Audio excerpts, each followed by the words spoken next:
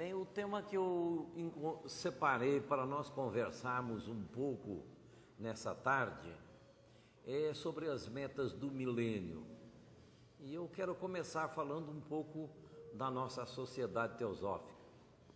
A Sociedade Teosófica foi fundada em 1875.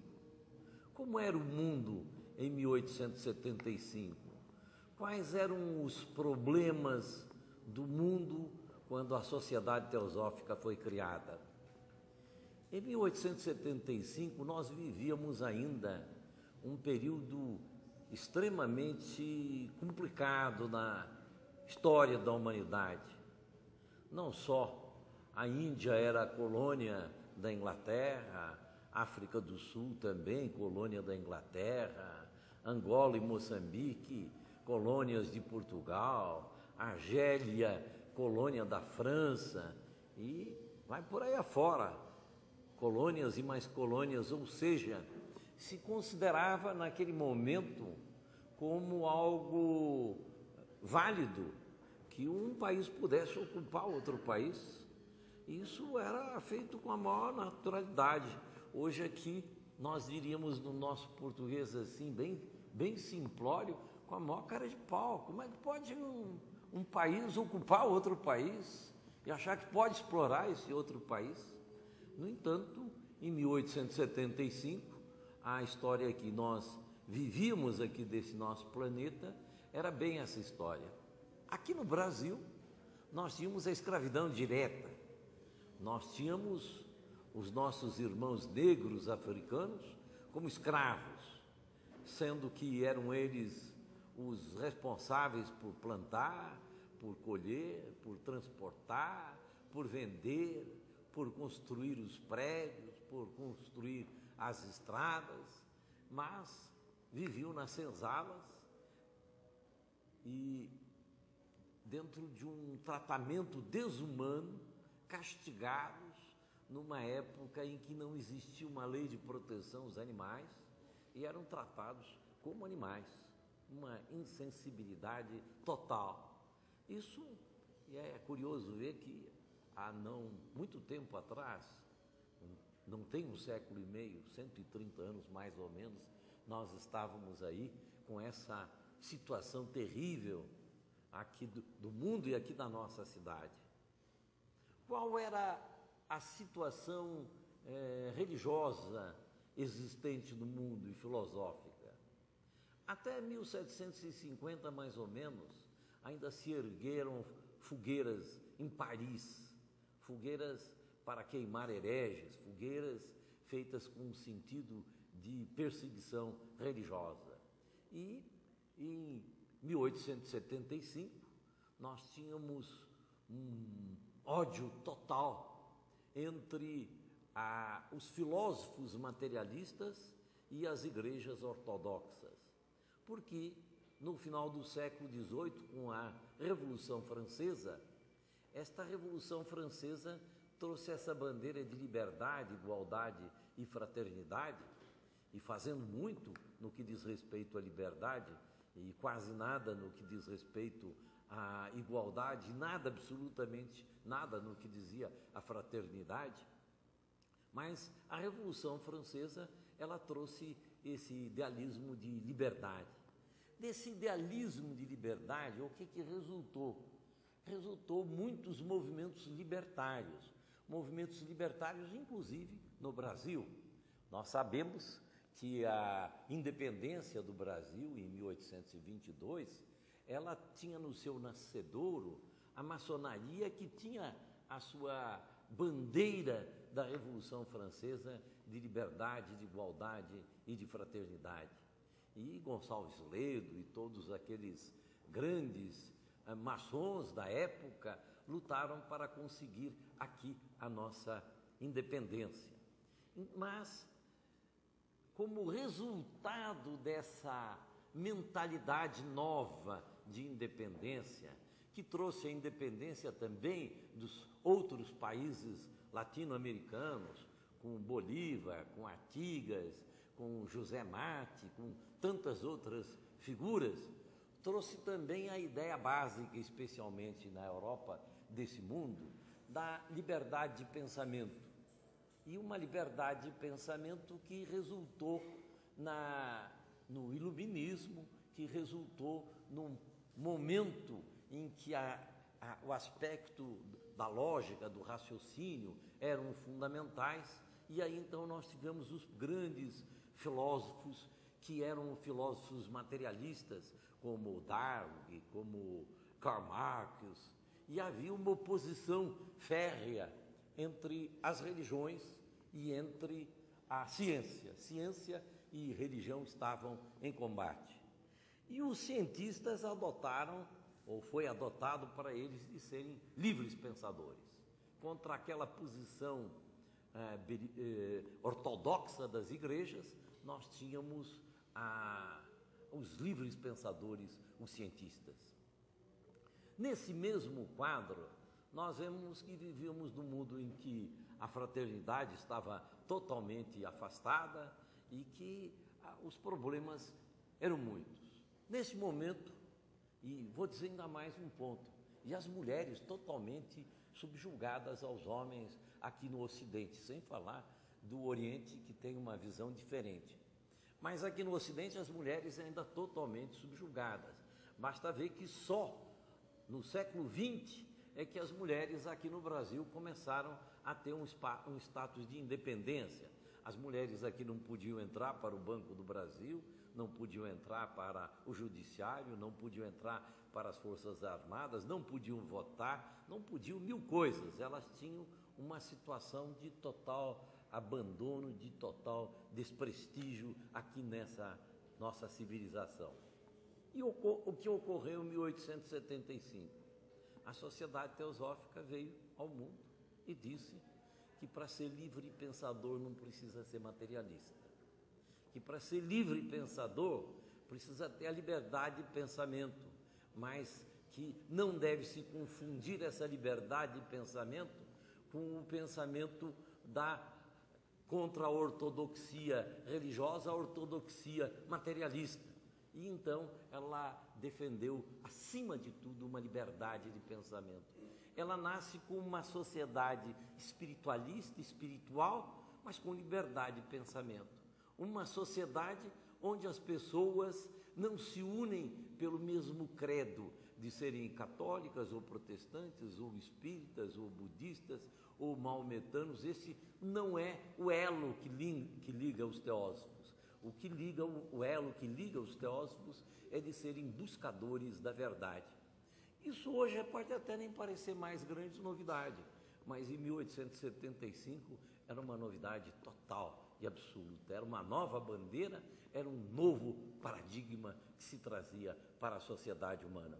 E aí o lema da Sociedade Teosófica: não há religião superior à verdade. Porque ela se coloca na postura que ninguém é dono da verdade, ninguém e nenhuma instituição. A verdade não é patrimônio do cristianismo, nem do budismo, nem do taoísmo, ninguém é dono da verdade. A verdade, ela suplanta aos interesses religiosos, aos interesses individuais, às posturas que são colocadas pelas instituições. Nem a Sociedade Teosófica é dona da verdade. A verdade não tem dono. A Sociedade Teosófica não se apresenta como sendo ela a dona da verdade, a portadora da verdade.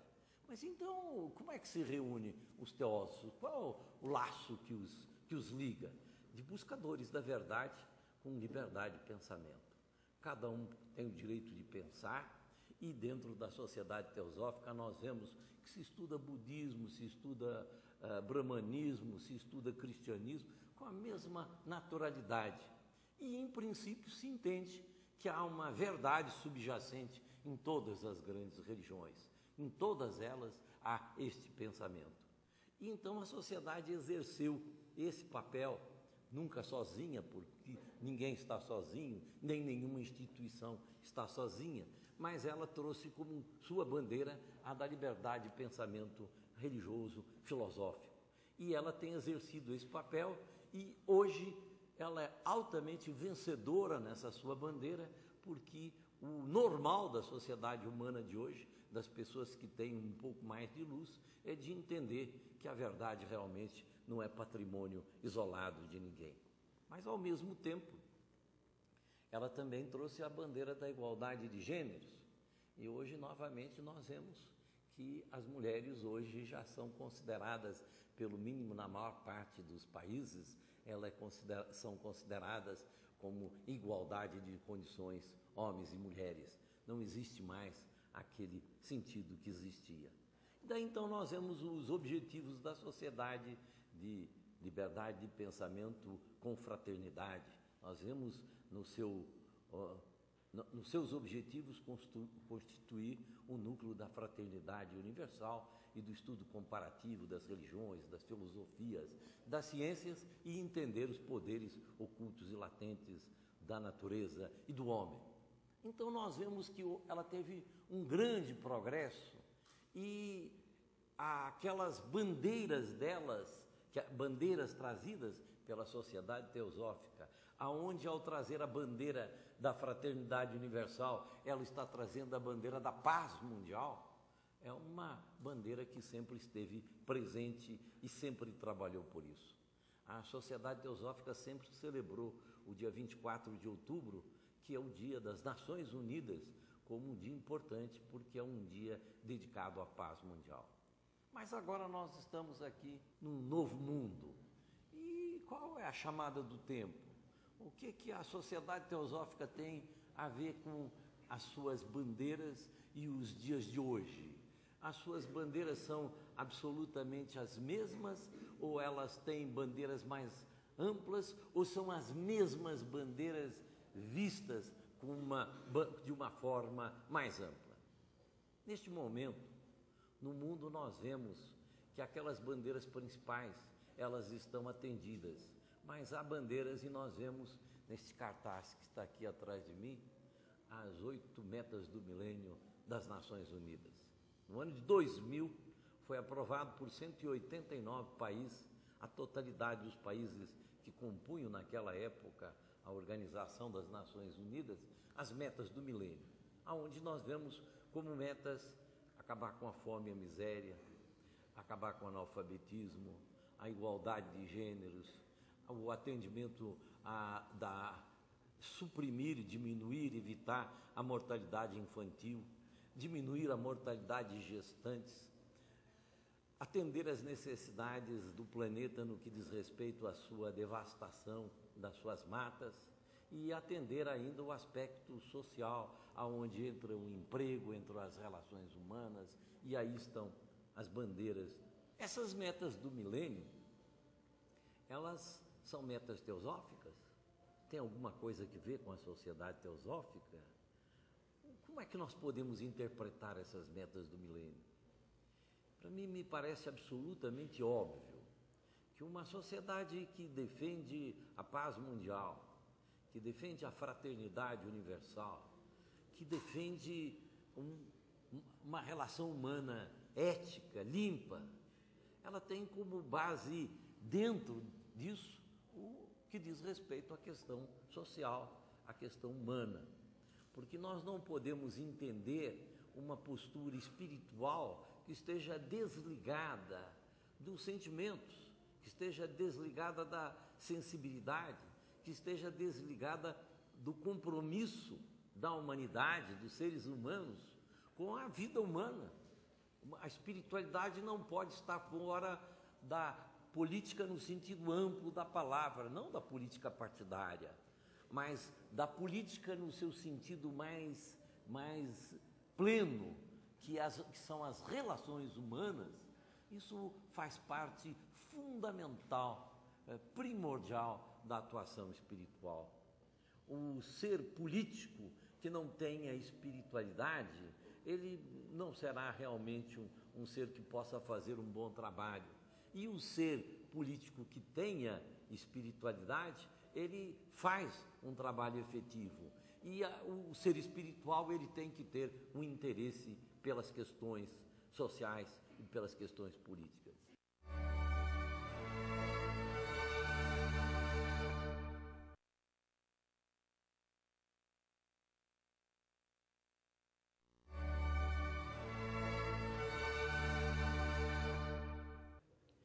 dois amigos estavam na beira de um rio e conversavam muito amigavelmente. E, de repente, eles perceberam que uma criança se debatia na correnteza e era arrastada pela correnteza. E eles não pensaram, se jogaram na água e foram buscar essa criança que ali se debatia. Os dois sabiam nadar, era o que tinham que fazer. E ao trazer essa criança e colocá-la em terra firme, ao colocá-la vendo que ela estava viva, eles ficaram naquela euforia de salvar um ser humano, salvar uma vida. E dentro daquela emoção que estavam, viram que tinha uma segunda criança nas águas. E também, da mesma forma, sem pensar, se jogaram nas águas e foram buscar essa segunda criança. Trouxeram essa segunda criança ainda mais emocionados ainda, tentando entender aquele momento em que eles salvavam vidas. E ao colocar a segunda criança em terra firme, vendo que estava viva, olharam para o rio e aí perceberam que não havia apenas uma terceira criança, mas haviam dezenas, centenas, milhares de crianças arrastadas pela correnteza. É uma historinha que tem uma profundidade muito grande. A profundidade de nós percebermos que é fundamental que nós possamos, como teósofos, como humanistas, como pessoas amorosas, como pessoas comprometidas com o bem da humanidade, nós temos que buscar salvar todas essas crianças que estão aí abandonadas nesse nosso mundo. E eu nem preciso contar a história para vocês das coisas que acontecem nesse nosso mundo, porque certamente todos vocês as conhecem. Todos vocês sabem o quanto que as nossas crianças são abandonadas. Eu, ainda no mês passado, tivemos aqui, contando uma só, no meio das milhares, porque não é o ponto central, mas aqui no mês passado, quando houve um menino de 16 anos assaltava um ônibus e um militar que estava dentro do ônibus matou esse menino, os jornais deram notícia que esse menino tinha um apelido de coração gelado, porque ele já havia feito 3 assassinatos anteriores. E aí, naquele dia, foi só essa notícia. Mas 2, 3 dias depois, os jornais publicaram assim, uma espécie de biografia do Coração Gelado. Coração Gelado não tinha a menor ideia de quem era o pai. A mãe era uma faxineira que vinha para a cidade às 5 horas da manhã para pegar aqueles ônibus vindo lá de fora do seu barraco. E ele ficava jogado nas ruas o dia inteiro, crescendo nas ruas, lutando pelo seu espaço diante dos meninos maiores do que ele. E aí relatava que o primeiro assalto que ele fez na vida, colocaram um revólver 38 na mão dele, que era tão pesado para ele, o revólver, que ele tinha que segurar com as 2 mãos, ele não conseguia segurar o revólver. E aí então, quando nós vemos uma situação como essa, nós podemos dizer que ele é um criminoso, mas também nós podemos dizer que a nossa sociedade é criminosa. Nós podemos dizer que a nossa sociedade é criminosa em não atender às necessidades básicas dos componentes dessa sociedade. E isso é profundamente espiritual, nós estarmos atentos para isso. E então, quando nós vemos aqui as metas do milênio, e eu posso dizer que hoje me sinto muito envolvido com isso, porque a União Planetária, que é uma entidade que foi criada a partir de membros da Sociedade Teosófica, ela é hoje a secretaria organizadora e a secretaria executiva das metas do milênio aqui em Brasília. É a ela que está incumbido que sejam implantadas, que sejam efetivamente tornadas em realidade essas metas de acabar com a fome, acabar com a miséria, acabar com o analfabetismo e todas as demais que aí estão. Mas eu lá tenho sempre pensado muito no nosso trabalho lá, em todas as nossas reuniões, como é que nós podemos fazer isso? Como é que nós podemos fazer para atuar de uma maneira que essas metas do milênio se transformem uma realidade? Como? E aí então, nossas reuniões e nossos debates, nós passamos a perceber algumas coisas. A primeira delas é que nós não vamos mudar a sociedade nem com medidas econômicas, nem com medidas políticas, nem até educacionais isoladas, cuja educação seja educação formal. Nós não vamos mudar a sociedade por esta maneira. Nós precisamos elevar o nível de consciência da sociedade. Nós precisamos criar uma sociedade nova, com uma nova mentalidade. Com a mentalidade que aí está, nós só teremos o resultado que temos. A violência, a fome, a miséria, o analfabetismo, todos esses problemas, eles têm uma origem única. Eles têm uma origem de que eles são efeitos, eles são resultados de atuações da nossa sociedade. Se nós plantamos corretamente uma semente na época própria, a semente própria, corrigimos o solo, adubamos o solo, irrigamos aquela semente, nós, com quase toda certeza, vamos ter uma colheita muito boa. Agora, se nós jogamos as nossas sementes na estrada, se nós não preparamos o solo, se nós não cuidamos da nossa lavoura, nós não vamos ter o resultado. E a natureza é cega. A natureza, ela exige que haja um cumprimento fiel daquilo que corresponde às suas leis. Existem as chamadas leis da natureza e que não há nada de fantástico nisso. O que é que o cientista faz? O cientista faz tentar descobrir as leis da natureza. O trabalho do cientista é examinar uma situação, formular uma tese, fazer as suas experiências, finalmente comprovar a sua tese e descobrir uma lei da natureza. Descobrir que, misturando este produto com aquele produto, obtém um terceiro, que seja no campo da medicina, seja no campo da química, seja em qualquer campo da física, nós vemos que o trabalho do cientista é buscar entender as leis da natureza, leis confiáveis, porque na natureza não existe isso de nós plantarmos uma coisa e colhermos outra, de plantarmos pouco e colhermos muito. Há uma correspondência absoluta entre causa e efeito. E nós não vamos salvar esses meninos arrastados pelas correntezas deste rio na história que contamos, com muitas boias, nem com muitos barcos, nem com muitas lanchas. Nós temos que ir às causas, nós temos que ir às causas primordiais, e nós vamos entender que essas causas primordiais, elas estão fundamentalmente na mentalidade prevalente dentro de um povo. A mentalidade de um povo define o que aquele povo é, o que ele faz, o que ele pensa, como ele se conduz. Quando nós, lá em Roma, tínhamos a construção do Coliseu para a luta de gladiadores, isso não era feito sem querer, isso era feito porque havia o povo queria isso e os governantes queriam isso. Havia um encontro de vontades de povo e de governantes para que se construísse um coliseu para se enfrentarem gladiadores.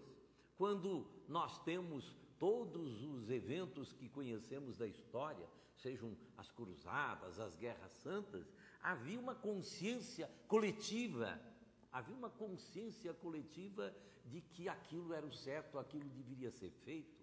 Quando tivemos a Segunda Guerra Mundial, com o discurso da supremacia da raça ariana, havia uma consciência coletiva naquele país de que a raça ariana era melhor do que as outras e que essa raça é que deveria governar o mundo. Essa consciência coletiva é que realmente estabelece o mundo que nós temos.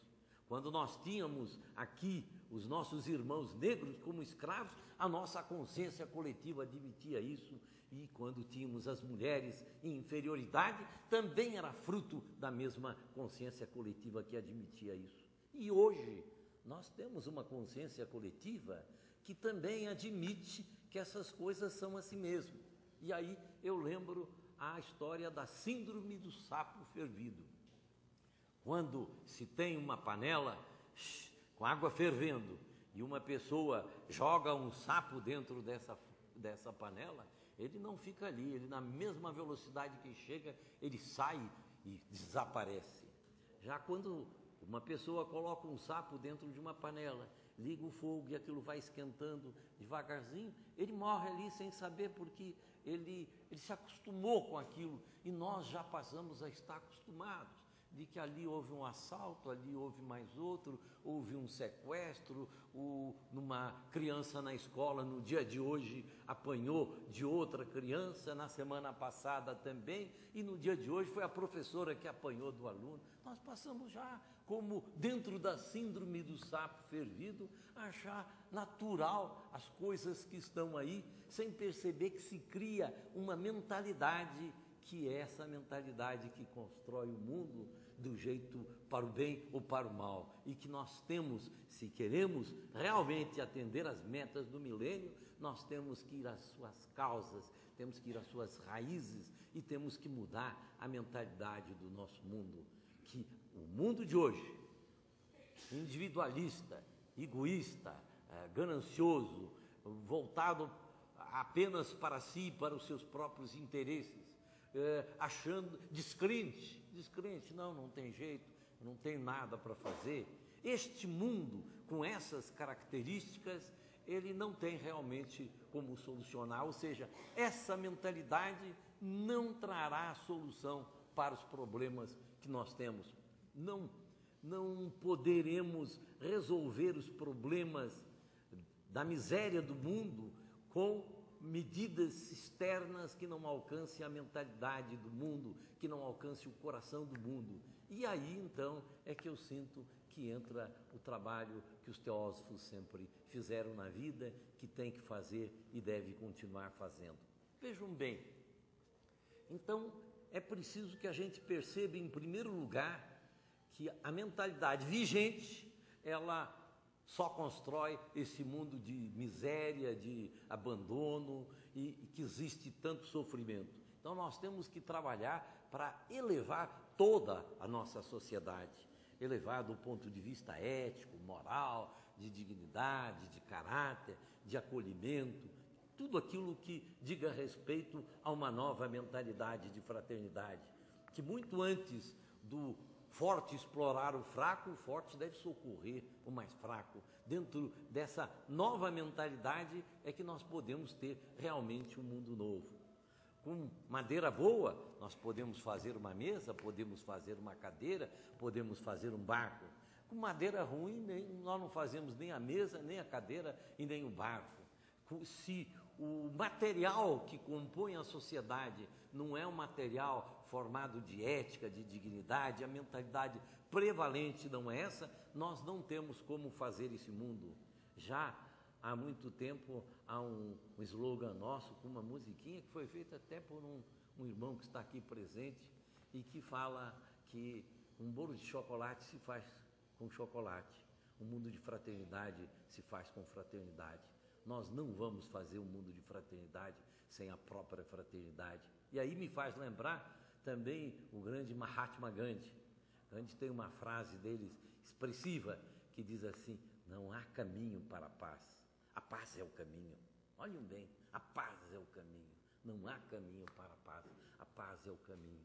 Dentro desta mentalidade, nós vamos encontrar uma figura como Mahatma Gandhi, que sem uma divisão, sem um exército, sem um soldado, sem uma arma, atuou e fez com que os ingleses saíssem da Índia.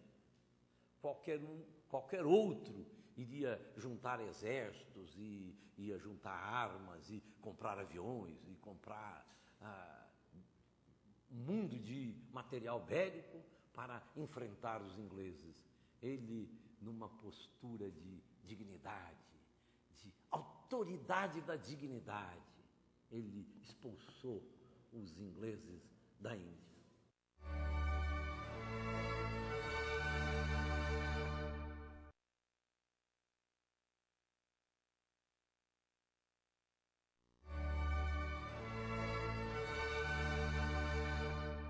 Uma outra coisa que temos pensado é na questão da educação. A educação é primordial. Nós ainda no Brasil temos milhões de analfabetos, mas só que a educação não pode ser só a educação do formal, de se aprender a matemática, o português, o inglês, o francês, mesmo porque o conhecimento, se não estiver a serviço do bem, ele está a serviço do mal. O conhecimento nem sempre é bom. O conhecimento é bom se estiver a serviço do bem. Se nós usarmos o conhecimento, por exemplo, da economia, para que haja uma divisão mais humana dos recursos do planeta entre todas as pessoas, esse conhecimento tem um valor significativo para a sociedade. Agora, se o conhecimento da economia é apenas para nós entendermos de como ganhar mais dinheiro na bolsa aqui ou ali, de ganhar de um ponto de vista individualista e que não seja uma prestação de serviço, esse conhecimento não é benéfico. O conhecimento ele precisa estar a serviço do bem. Nós vemos que as pessoas buscam o conhecimento para competir. Aliás, uma palavra muito importante na nossa sociedade atual. Competir. Quando nós temos que buscar o conhecimento para bem servir, bem ao revés. Porque enquanto nós não entendemos a solidariedade humana, não entendemos que todos nós somos irmãos e que ao invés de competir uns com os outros, nós temos que socorrer uns aos outros, enquanto nós não entendermos isso, o mundo vai ser uma competição de todos, todo mundo competindo com todo mundo, luta de um com o outro e o mais forte, obviamente, vencendo o mais fraco. Então, é preciso essa nova mentalidade, onde a educação tem um papel primordial. Só que a educação tem de ser educação de valores, educação onde a ética, onde os valores universais, eternos, eles sejam os primordiais e estejam efetivos. Nós poderíamos viver num planeta Terra em que toda a população fosse pobre, toda a população fosse analfabeta, toda a população não soubesse somar, escrever, não soubesse nada e, no entanto, viver bem, porque estaria presente nesse país, nesse planeta que nós estamos aqui mencionando, estaria presente a boa relação humana, porque não existem duas formas saudáveis de relação humana, só existe uma forma saudável de relação humana, seja entre pais e filhos, seja entre marido e mulher, seja entre membros de uma sociedade, seja entre companheiros de colégio ou de trabalho. Só existe uma forma saudável de relação, que é a da colaboração, que é do apoio, que é da cooperação, que é do amor. Podemos falar que essa palavra está tão deteriorada hoje que às vezes fica até ininteligível falar nela, mas é esse sentido de que nós temos que ter no outro uma parte de nós mesmos, temos que ter nas relações humanas uma forma de perceber que a vida pode ser diferente, que a vida pode ser extremamente bela. Todos nós estamos perdidos com os nossos compromissos, com o nosso trabalho, com a nossa correria e com as disputas que surgem dentro de uma sociedade, que acabamos deixando de perceber a beleza da vida, a beleza de cada instante, a beleza de poder respirar, a beleza de poder conversar com um amigo, a beleza de olhar para o céu, simplesmente, ou de olhar para o nada, de estar aberto à vida. Nós perdemos absolutamente tudo isso. E aí então há um terceiro ponto que nós temos pensado muito e que vou mostrar como a sociedade teosófica tem muito a ver com esse terceiro ponto. Nós sentimos que é preciso uma mudança de mentalidade em que se descubra que o outro não existe. O outro faz parte de nós mesmos. Que quando um homem fere outro homem, ele não fere apenas o outro homem, ele fere também a si próprio e fere toda a humanidade, porque todos nós fazemos parte de uma mesma vida, de uma mesma unidade. E esse pensamento vem sendo difundido pela sociedade teosófica desde os seus primórdios, o da unidade da vida, de que somos todos nós interrelacionados e interdependentes. Todos se lembrarão do mantra que sempre foi entoado por Anibesa, que diz assim: ó vida oculta que vibras em cada átomo, ó luz oculta que brilhas em cada criatura, ó amor oculto que tudo abranges na unidade, saiba todo aquele que se sente uno contigo, que ele é por isso mesmo uno com todos os outros. Esse mantra aqui é um mantra que vem sendo repetido na sociedade teosófica há séculos não, há décadas, há mais de um século, há décadas. Ele, na verdade, é a essência de nós termos a solução de todos os problemas que nos atacam hoje, das relações humanas, de miséria, disso e daquilo. Porque nós temos que entender essa unidade da vida e que todos nós estamos comprometidos uns com os outros e que temos que mudar esse modo de pensar, temos que ter uma nova mentalidade. É só com essa nova mentalidade que nós vamos realmente resolver todas as metas do milênio, todos os problemas da humanidade. Eu me lembro de que John Coates, que foi presidente mundial da Sociedade Teosófica, ele, numa palestra pública, contou uma historinha que tem algo a ver com essa visão filosófica. Ele contava que um peixinho procurou a rainha dos mares. Procurou a rainha dos mares e foi e disse lá para a rainha: rainha, eu estou tão cheio de dúvidas, eu preciso que você me ilumine a minha mente, o meu pensamento. Sim, peixinho, qual o problema que está te inquietando? Que falam tanto, mas eu não sei. Existe mesmo o mar? Mas a rainha, apanhada assim de surpresa com uma pergunta dessa, ela disse: minha querida, meu peixinho, você nasceu no mar, você vive no mar, você come o mar, você é o mar. Aí o peixinho olhou e saiu assim, ainda cheio de dúvidas, porque não conseguiu entender bem aquela mensagem que ele recebia. E aí então John Coates dizia: é assim, nós vivemos nessa vida cósmica maravilhosa, que a vida cósmica é a própria vida divina, e nós ficamos perguntando se existe Deus, se existe sabedoria cósmica, se existe uma manifestação cósmica sábia. E aí então nós vemos que realmente nós acabamos nos perdendo sem perceber a maravilha da existência. Me faz lembrar uma outra historiazinha que eu acho que perfeitamente aplicável aqui nesse momento em que falamos sobre isso. É uma história de uma planta dessas plantas que tem muitas folhas grandes, folhas bonitas, e a história se chama Verdolenga. É uma história infantil.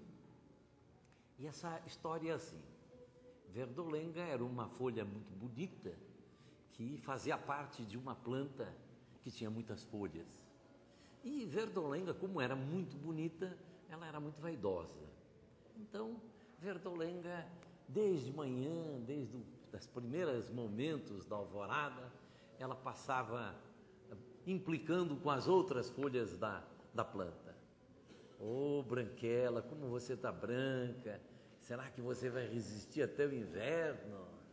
E você, queimadinha, te queimaram toda. Quem é que vai gostar de uma folha queimada assim como você? Que coisa horrível que você está. E a bichada, nossa, os bichos te despedaçaram toda. Ninguém vai querer você também.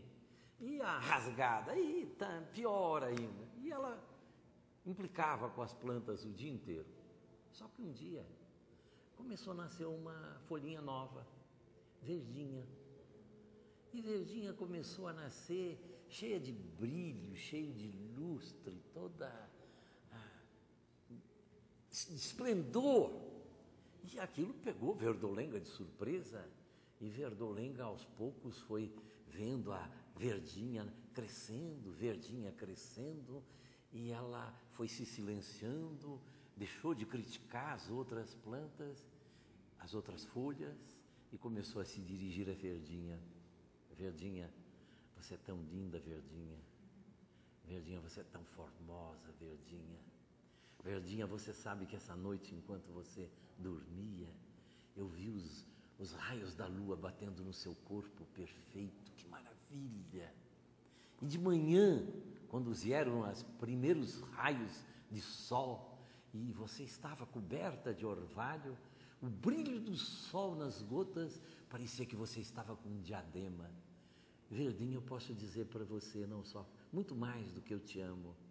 Eu posso dizer que eu tenho uma unidade tal com você, Verdinha, que eu sinto que eu sou você. Hoje eu entendo o namorado quando diz para namorada, eu sou você.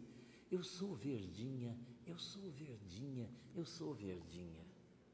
E aí a Verdinha diz assim, sabe o que ocorre, Verdolenga? É que quando você me ama, o seu foco de consciência vai lá no fundo. E quando vai lá no fundo, toca na seiva. E quando toca na seiva, é a mesma seiva que te alimenta, que me alimenta. E aí nós somos um só mesmo. Eu sou Verdolenga como você é Verdinha, porque nós somos, na nossa consciência mais íntima, no mais profundo do nosso ser, da nossa essência, nós somos um. E aí então, Verdinha e Verdolenga são um só, e nós somos um só. Mas se você olhar com mais atenção, você vai perceber que você também é a branquela, você é a rasgada, você é a bichada, você é a queimada, você é a planta toda. Eu acho que essa mudança de mentalidade que é simbolizada nessa história é aquela mudança de mentalidade que nós precisamos ter. Nós passamos pela rua e aqui em Brasília, em todos os lugares do mundo, vemos pobres mulheres como prostitutas oferecendo o seu corpo. E talvez a gente olhe assim até com um certo cuidado, sem lembrar aquilo que a Cora Coralina, aquela grande poeta goiana, nos diz num dos seus poemas. Ela diz, minha irmã prostituta, minha irmã prostituta. E aí se nós formos olhar com atenção, nós vamos ver Maria Madalena, que vinha de uma vida apontada como uma vida de prostituição, tida como um dos discípulos de Jesus Cristo. Ou então, no Dom Quixote de La Mancha, que ele exalta a mulher, a beleza, uma simples mulher de uma vida absolutamente simples, uma cozinheira que ele relata como uma rainha, como a figura mais esplendorosa desse mundo. Todas as prostitutas do mundo devem ser rainhas para nós. Todos os miseráveis desse mundo têm que ser reis para nós. Todas as criaturas do mundo, não só humano, mas dos animais, dos vegetais, da pedra, da manifestação, essa percepção de que nós vivemos em Deus e somos a própria manifestação de Deus. É esta mentalidade que vai resolver todos os problemas da meta do milênio. E eu, desses dias, ouvi uma história que me chamou muito a atenção e que tem tudo a ver com o que nós conversamos agora. Diz que numa tribo indígena, o costume era de que o pai levasse o filho quando completava 8 anos de idade, para que ele ficasse só durante a noite na selva para desenvolver a vontade, a coragem. E então a história relata que quando o menino fez 8 anos, o seu pai lhe chamou e disse, meu filho, hoje você vai passar a ser um homem de verdade. Eu vou dentro da nossa tradição, vou levá-lo para a floresta e você vai passar a noite inteira com os olhos vendados na floresta, vencendo o medo. sim, meu pai. E lá, o pai levou o menino para a floresta, o vendou e disse: você fique, vai ouvir certamente rugido de animais, talvez de serpentes andando, de pássaros, mas você deve manter-se firme, porque esta firmeza que vai fazer de você um homem valente, um ser digno da nossa tribo. E assim vendou os olhos de seu filho e disse: boa sorte, meu filho. E ali mas orientou o filho que quando clareasse o dia ele poderia tirar a venda. E ali o garoto ficou, entrou a noite, os ruídos, e ele dizendo para si próprio: eu tenho coragem, eu sou forte, eu tenho vida, eu sou um homem, eu não tenho medo, eu estou só, mas não tenho medo, eu estou só, mas não tenho medo. E ali ele enfrentou aquela noite, quase que uma noite de terror para ele. Quando chegou pela manhã, quando o sol raiou, ele tirou as vendas, olhou, viu a natureza, aquela beleza, o ruído dos pássaros já tinha um ruído diferente, porque já lembrava as coisas belas e não o temor da noite. E olhando, viu que o seu pai estava do seu lado. Disse: mas pai, você é aqui? Sim, meu filho, eu estive a noite toda aqui a teu lado. Eu estive porque você tem 2 lições para aprender nesta noite. A primeira é de vencer o medo, e a segunda é de saber que assim como seu pai estava a noite inteira aqui te acompanhando e te protegendo, Deus também protege a tua vida em todos os instantes. Ele está em todos os momentos com você. É esse sentimento que nós precisamos ter numa nova humanidade. Uma nova humanidade de paz, de fraternidade, de amor, que nós sabemos que vivemos num mundo que existem leis, as leis da natureza, que são perfeitas, leis de causa e efeitos, leis de cíclicas, leis de evolução, leis aonde só o amor constrói, só o amor constrói. Quando nós percebermos isso, todas as metas do milênio não terão existência, porque nós teremos resolvido no seu âmago todos os problemas da humanidade. E é claro que nós temos que fazer como aqueles 2 rapazes que estavam na beira do rio, que um se lançou ao rio para tentar salvar mais crianças, mas o outro foi rio acima para verificar quem é que estava jogando as crianças no rio. E quem joga as crianças no rio somos nós mesmos. É a nossa humanidade nos nossos valores equivocados, nos nossos valores individualistas, nos nossos valores de ânsia de poder, de recursos, de individualismo, de consumismo. Esses valores nossos da nossa humanidade atual só pode construir a sociedade que aí está. Mas nós podemos, com a percepção da inteligência, com a percepção do amor, com a percepção de que vivemos num mundo que existem leis que regulam toda a manifestação cósmica, nós podemos perceber que nós podemos fazer esse mundo extremamente belo, extremamente lindo, mas nós precisamos nos desarmar, precisamos deixar o nosso medo de lado, as nossas inseguranças de lado, para muito mais do que pensar no nosso medo, na nossa insegurança, ver os nossos irmãos que passam por tantos problemas na nossa humanidade. Nós que estamos aqui, sem dúvida nenhuma, somos uma elite pensante, uma elite econômica, uma elite cultural e uma elite que tem responsabilidade para com a humanidade, porque os problemas da humanidade, eles são fundamentalmente 3.